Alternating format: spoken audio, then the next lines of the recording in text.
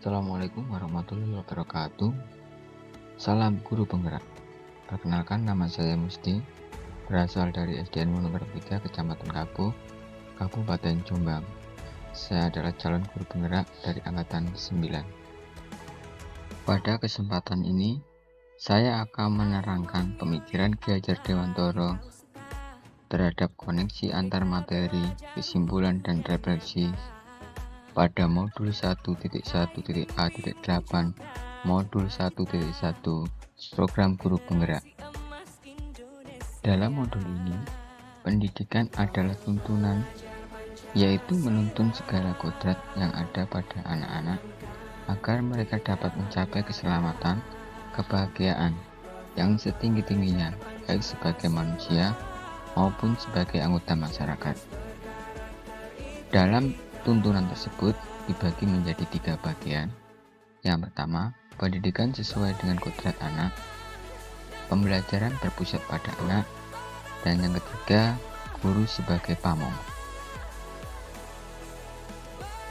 Pendidikan sesuai dengan kodrat anak adalah pendidikan harus sesuai dengan kodrat alam dan kodrat zaman. Permainan anak adalah pendidikan yang sesuai dengan kodrat alam. Kita harus bisa membantu anak dalam perkembangan mengikuti kodrat zaman dengan cara pemberian pembelajaran tentang ilmu dan teknologi. Sedangkan pembelajaran berpusat pada anak, setiap anak memiliki sifat karakter, minat dan bakat yang berbeda-beda. Dalam setiap pembelajaran harus bisa memfasilitasi setiap kebutuhan anak. Pendidikan yang berpusat pada anak adalah pendidikan yang dapat mengembangkan sifat-sifat baik dan bakat anak dengan maksimal. Selanjutnya, guru sebagai pamong.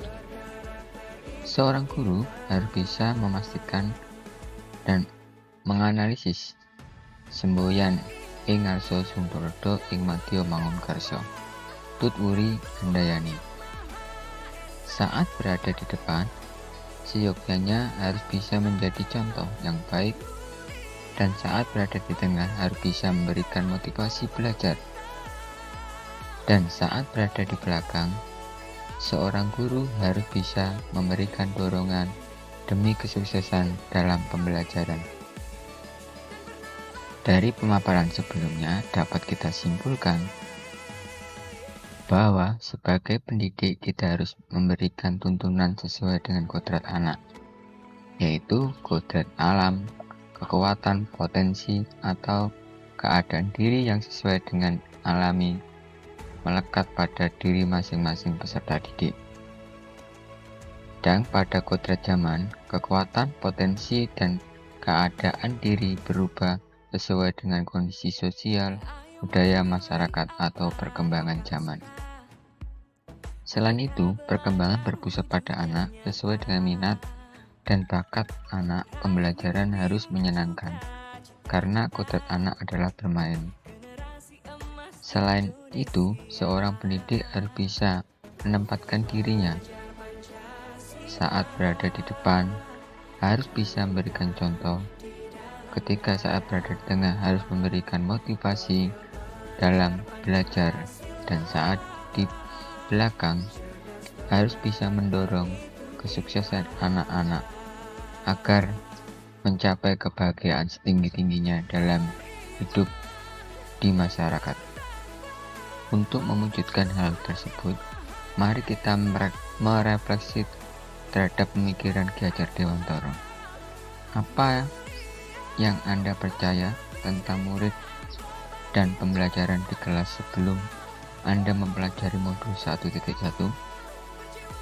Dulu saya percaya bahwa anak yang pandai adalah anak yang pintar dalam membaca, berhitung, dan menghafalkan. Dulu saya percaya bahwa anak yang tenang adalah anak yang bisa belajar.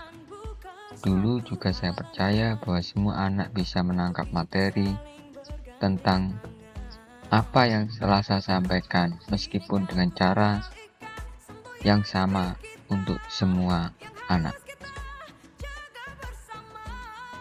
Selanjutnya, apa yang berubah dari pemikiran atau perilaku Anda setelah mempelajari modul ini? Setelah mempelajari modul ini, pemikiran saya berubah. Setiap anak memiliki keunikan masing-masing, memiliki bakat sendiri-sendiri. Jadi, pada dasarnya setiap anak terlahir cerdas menurut bakatnya masing-masing. Bahwa setiap anak memiliki gaya belajarnya masing-masing. Jadi, anak tidak bisa tenang memiliki gaya belajar yang cenderung kinestetik. Bahwa setiap anak memiliki daya tangkap yang berbeda-beda, sehingga jika hanya memakai satu pendekatan saja, maka merugikan bagi anak yang memiliki minat dan bakat dan pendekatan yang berbeda dengan kita. Apa yang dapat segera Anda terapkan? Lebih baik agar kelas Anda mencerminkan pemikiran Ki Hajar Dewantara. Hal yang pertama, kita harus segera mungkin mengetahui minat dan bakat anak, sehingga kita bisa segera mungkin membuat anak bahagia dan senang dalam belajarnya.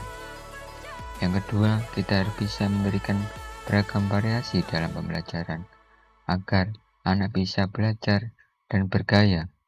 Belajarnya masing-masing membuat anak menjadi menyukai setiap materi pembelajaran. Dan yang ketiga, dalam memasukkan permainan dalam pembelajaran, kiranya anak dapat bermain sehingga kita bisa membuat anak-anak dalam belajarnya menjadi senang. Demikian pemaparan yang bisa saya sampaikan. Pemikiran Ki Hajar Dewantara, koneksi antar materi, kesimpulan dan refleksi pada modul 1.1.a.8. Saya akhiri. Assalamualaikum warahmatullahi wabarakatuh. Salam guru penggerak.